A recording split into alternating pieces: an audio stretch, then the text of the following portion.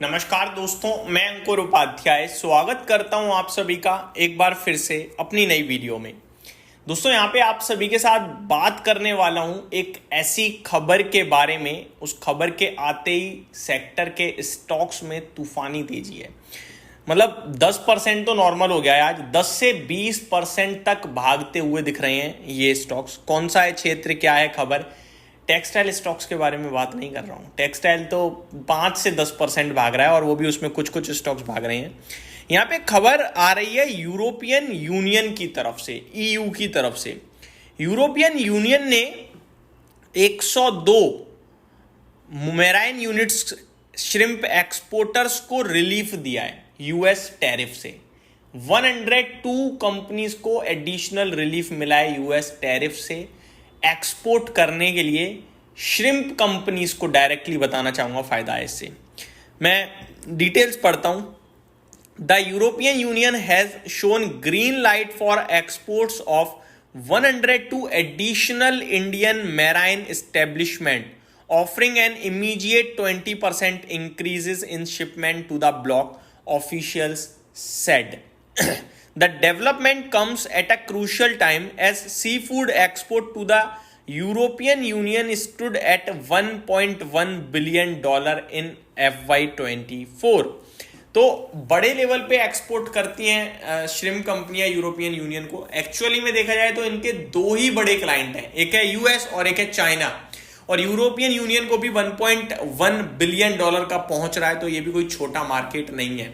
और भारत में sea food की कोई डिमांड नहीं है, ये कंपनियां चलती ही पूरी एक्सपोर्ट पे हैं। तो जब यूएस टैरिफ आया था, इनके लिए समस्या खड़ी हुई थी और मैंने वीडियो भी बनाई थी। मैंने एक स्टॉक को तो पर्टिकुलरली शेयर किया था, आऊंगा उस पर आगे। cementing the region's role as a vital market for Indian producers.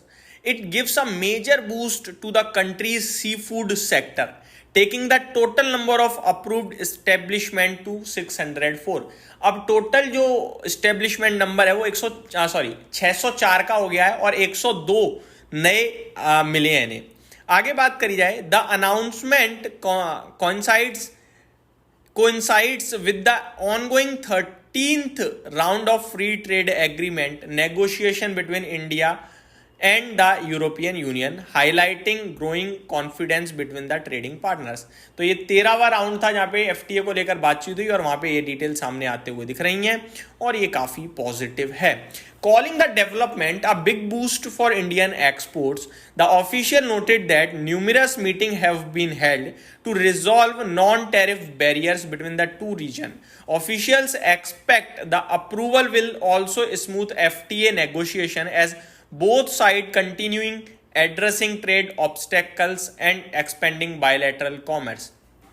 अब ये सी फूड से रिलेटेड मामला है क्या दोस्तों? सी फूड से रिलेटेड ये मछली, कीड़े मकोड़े जो पानी में होते हैं ना, भारत तो इन्हें खाता नहीं है, लेकिन चाइना, माफ कीजिएगा, यूएस, यूरोपियन यूनियन, यहाँ पे बड़ी डिमांड है। इनफैक्ट मैं डेटा रीड कर रहा था तो मैंने नोटिस करा ऑलमोस्ट 55% तो अकेले यूएस को ही एक्सपोर्ट करता है ये जो सी फूड है। और जब बजट आया था तब से मैं इसके ऊपर बुलिश हूँ। सोचो आप फरवरी से, और अभी आपका सितंबर भी आधा निकलने वाला है, तो बड़ा लंबा समय हो गया। बड़े लंबे समय से मैं आपके साथ इस क्षेत्र पे इस चीज़ों को लेकर बुलिश रहा हूँ। समय लग जाता है कभी कभी, लेकिन प्रोसेस थॉट क्लियर होना चाहिए। तब बजट में कहा गया था कि सी फूड एक्सपोर्ट डबल करने पे योजना है भारत की। तब मैंने आपसे कहा था कि सी फूड एक्सपोर्ट अगर डबल होगा तो इस क्षेत्र की कंपनियां इतनी सी, तो यहाँ पे बड़ा मुनाफा बनेगा। फिर मैंने फाइनेंशियल्स देखना शुरू करे, अभी तक कोई इंप्रूवमेंट नहीं थी, लेकिन लास्ट क्वार्टर में बड़ा तंगड़ा मजा आया मेरे को एक आध स्टॉक को। अब मैं आपके साथ डिटेल में शेयर करता हूँ, पर यहाँ पे डिस्क्लेमर भी देना चाहूंगा क्योंकि अच्छी खबर आई है, शेयर ऊपर खड़ा है, इसका ये मतलब नहीं है कि लेने के लिए बोल रहा हूँ। नीचे था तब बोला भी था कि आप ध्यान दे सकते हो, बट क्योंकि छोटी कंपनियां रिस्क बहुत हाई हो जाती है, इसलिए मैंने आपको डिस्क्लेमर दे दिया था। पहला स्टॉक है एपेक्स फ्रोजन। अब आपको याद हो गया होगा, मैंने आपके साथ डिस्कस किया था। आज ये स्टॉक 17% ऊपर खड़ा है, गैप अप ही खुला सीधे 12-14%। तो इस कंपनी का मार्केट कैप मात्र 805 करोड़ है। जब मैंने डिस्कस किया था 700 करोड़ था। इस कंपनी की बात करें तो इसने लास्ट क्वार्टर में ही मुनाफा अच्छा खासा दर्ज करा है, बाकी क्वार्टर में कुछ नहीं है। तो यहां से रिबाउंड आ रहा था बट टैरिफ लग गया तो फिर गिरा ये स्टॉक। लेकिन आज जब यूरोपियन यूनियन से कमेंट आया तो पूरा क्षेत्र भागा है। पहला एपेक्स फ्रोजन है। इस क्षेत्र में जो बड़ी कंपनी है, जो मैंने आपसे कहा कि यहां पे आप ध्यान दे सकते हो, सेफ्टी भी लगती है क्योंकि बड़ी है कंपनी, इसलिए अवंती फीड 7-8 हजार करोड़ का मार्केट कैप है, अब तो 10,000 करोड़ का हो गया। आज ये स्टॉक 12% ऊपर है, 750 रुपए पे खड़ा है। यहां बड़ी है तो थोड़ी सेफ्टी मिल जाती है, ठीक है। स्टॉक ऊपर में 950 गया हुआ है, लेकिन वॉलेटाइल बहुत रहता है ये क्षेत्र में, आपको क्लियरली बताना चाहूंगा। कल को कुछ भी नेगेटिव आता है टूटेगा भी ऐसे ही। 750 खड़ा है। एपेक्स अवंती फीड्स, इसी क्षेत्र की और कंपनियों के नाम बताता हूं मैं। कोस्टल कॉर्पोरेशन 20% लग गया है तो ऑलमोस्ट, और मॉर्निंग से ही 20% का सर्किट, एंड दैट्स इट।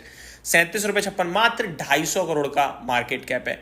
तो इन कंपनीज का ना मार्केट कैप बहुत ही ज्यादा छोटा है, और खबर जैसे ही आई वैसे ही आपने देखा क्या तूफानी तेजी आई है। इस बीच में अगर यूएस के साथ भी डील वगैरह को लेकर कोई अपडेट आ गई ना, तो ये स्टॉक्स और भागेंगे, लेकिन अगर डील नहीं आई तो ये गिरेंगे भी इसी रफ्तार से। तो रिस्क बहुत हाई है, लिमिटेड रिस्क लेते हो, जो आपको ठीक लगे वहां ध्यान दो। अब ऑब्वियस है ना, 500-700 करोड़ का मार्केट कैप होगा किसी कंपनी का, तो उसमें रिस्क तो अपने आप ही बहुत बड़ी हो जाती है।